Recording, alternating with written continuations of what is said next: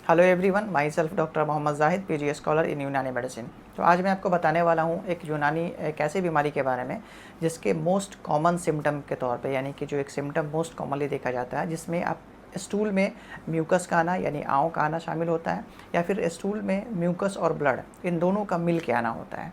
तो ये कौन सी बीमारी है? यूनानी लिटरेचर में इस बीमारी के बारे में जो बात की गई उसका नाम है ज़ूसंतारिया, जिसका सिंपल मतलब होता है कि आंतों के ज़ख़म को बोलते हैं, या फिर आंतों में सहज यानी एब्रेजन यानी खराश पैदा हो जाता है। उसकी वजह से इस तरह के सिम्टम्स जो है वो मोस्ट कॉमनली देखे जाते हैं। ये ट्रीटमेंट जो है यूनानी में इस तरह के डिजीज़ कंडीशन का, इस तरह के हालत का जो है वो सिम्टोमेटिक ट्रीटमेंट किया जाता है, यानी कि एक्सेस जो ब्लड का या फिर म्यूकस का जो सिक्रीशन स्टूल में बहुत ज़्यादा हो रहा होता है, तो ब्लड के सिक्रीशन को और जो म्यूकस का सिक्रीशन है उसे हम रोकने का काम करते हैं। उसे रोकने के लिए एस्ट्रिंजेंट टाइप की दवाएं दी जाती हैं, या फिर म्यूसिलाइजनस नेचर की, यानी कि जिस नेचर का म्यूकस होता है उस तरह की दवाएं जो है वो हम उस तरह की दवाएं रिकमेंड की जाती हैं। ओरली जो है डिफरेंट टाइप के फॉर्मुलेशंस होते हैं, सिंगल दवाएं भी होती हैं, कंपाउंड फॉर्मुलेशन होती है। कंपाउंड फॉर्मुलेशन में जो दवाएं होती हैं वो मोस्टली जो डायरिया के ट्रीटमेंट में एंटी अल्सर होती है, उसके बाद एंटी इन्फ्लेमेटरी नेचर की होती है। इन तरह की दवाओं को यूज़ कर सकते हैं, जिसमें एक मोस्ट कॉमन जो फॉर्मुलेशन है वो है सफूफ-मिक्लियासा।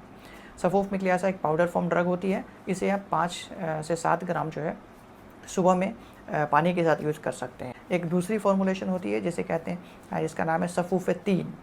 ये वो फॉर्मुलेशन है जिसका यूज़ आप एंटी डायरियल इफेक्ट के तौर पे, एंटी अल्सर के तौर पे, या सफूफ-3 को भी यूज़ कर सकते हैं। और इसे भी आप 5 से 7 ग्राम सुबह अर्ली मॉर्निंग या फिर इवनिंग में आप इसे यूज़ कर सकते हैं।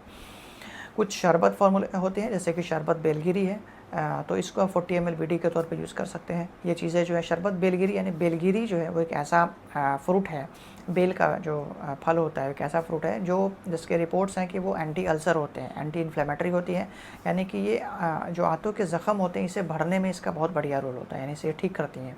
तो अगर आप इस तरह के डिजीज़ कंडीशन से, इस तरह के सिम्टम से क्रॉनिकली बहुत लंबे समय से सफ़र कर रहे हैं, तो बेल के शरबत को भी अपने नॉर्मल डाइट में यूज़ करें, बेल का फल भी आप इस्तेमाल करें, और दवा के तौर पे आप शरबत बेलगिरी को जो है वो यूज़ करें।